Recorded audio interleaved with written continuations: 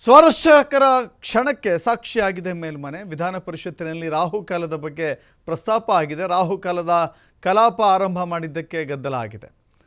ರಾಹುಕಾಲದಲ್ಲಿ ಕಲಾಪ ಆರಂಭ ಮಾಡಿದ್ದು ಈ ಪ್ರಸ್ತಾಪಕ್ಕೆ ಕಾರಣವಾಗಿದೆ. ಕೆಲವಷ್ಟು ಬಾರಿ ಇಂಥ ಪ್ರಸಂಗಗಳು ಕೂಡ ಅನೇಕ ಬಾರಿ ವಿಧಾನಸಭೆ ಅಥವಾ ವಿಧಾನ ಪರಿಷತ್ತು ಸಾಕ್ಷಿ ಆಗುತ್ತೆ. ಇವತ್ತು ಬೆಳಗ್ಗೆ 10:15ಕ್ಕೆ ರಾಹುಕಾಲ ಇತ್ತು ಅಂತ ಹೇಳಿ ಟಿ.ಎ. ಶರವಣ ಹೇಳಿದ್ದಾರೆ. JDSನ ಸದಸ್ಯ. ನಾನು ರಾಹುಕಾಲದಲ್ಲೇ ಹುಟ್ಟಿದ್ದು ಅಂತ ಹೇಳಿ ಸಭಾಪತಿ ಬಸವರಾಜ ಹೊರಟ್ಟಿ ಹೇಳಿದ್ದಾರೆ.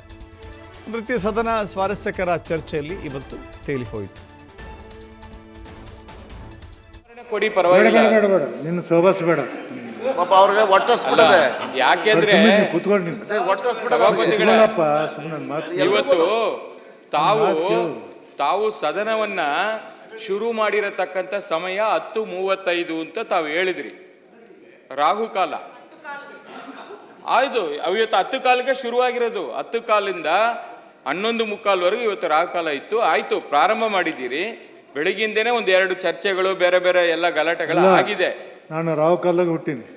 ಆಯ್ತು, ತಾವು ಚೆನ್ನಾಗಿರ್ಬೇಕು ಅಂತ ಅಷ್ಟೇ ನಮ್ಮ ಆಸೆ, ಇನ್ನೇನಿಲ್ಲ. ಮಾತಾಡಿ ಆಗ್ಲೇ ಸ್ವಲ್ಪ ಏನೋ ಬಂತು, ಸ್ಲಿಪ್ ನೋಡಿದೆ, ಅದಕ್ಕೋಸ್ಕರ ಅಷ್ಟೇ.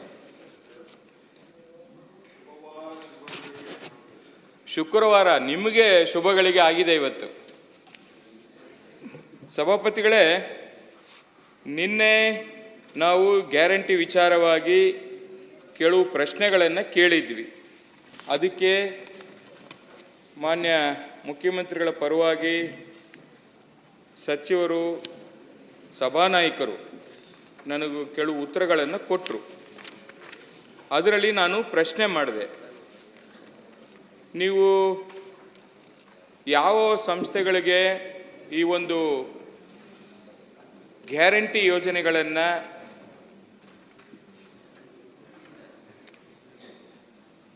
ಏಜೆನ್ಸಿಗಳನ್ನು ಯಾರ್ಯಾರು ಕೊಟ್ಟಿದ್ದೀರಾ ಅಂತ ಕೇಳಿದೆ. ಅವರು 4 ಹೆಸರನ್ನು ಉಲ್ಲೇಖ ಮಾಡಿದರು. ಅಜೀಂ ಪ್ರೇಮ್ಜಿ ವಿಶ್ವವಿದ್ಯಾಲಯ, ಕಿಂಗ್ಸ್ ಕಾಲೇಜ್ ಲಂಡನ್ ವಿಭಾಗದ ಕೋಟೇಶ್ವರ್ ಅಂತ ಹೇಳಿ ಅದು ಒಂದು, ಆಮೇಲೆ HKDR ಫೋರಮ್ ಅಂತ,